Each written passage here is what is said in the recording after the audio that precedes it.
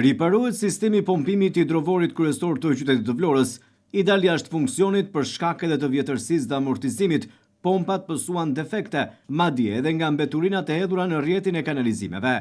Por fal angazhimit të ministrit të mbrojtjes Piro Vëngu dhe kryetarit të Bashkisë së Vlorës Ermal Dredha, u mundësua riparimi dhe kthimi në gjendje pune i tyre. Pamjet që po ndiqnin në ekran janë filmuar nga televizioni 6+1 Vlora këtë të martë në hidrovorin kryesor të qytetit.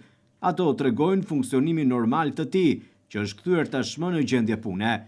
Është dashur angazhimi vet ministrit Piro Vëngu, që solli forcat e ushtrisë dhe emergjencave civile në hidrovor, jo vetëm në riparimin e pompave, por edhe në vendosjen e disa pompave provizore për të mundësuar qarkullimin e ujrave të rrjetit të kanalizimeve dhe qytetit të mos kishte probleme në kohë merreshje shiu me intensitet. Edhe Bashkia e Vlorës dhe kryebashkiaku Ermal Dredha dhanë kontribut të veçantë në vendosje në punë të hidrovorit dhe mbajtjes së tij në gjendje gatishmërie.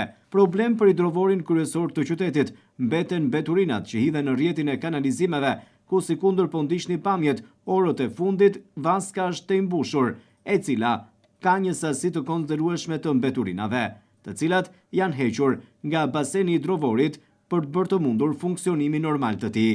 Ndërkaq pas përmbytjeve të qytetit të Vlorës më 4 tetor të vitit kaluar, Bashkia e Vlorës hartoi projektin për investime me qëllim që situata të tilla të mos përsëriten më.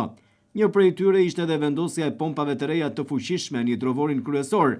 Për këtë investim, i cili është ndër më madhorët, ka një angazhim të posaçëm të ministrit të mbrojtjes Piro Vëngu, por edhe të kryetarit të Bashkisë së Vlorës Ermal Dredha.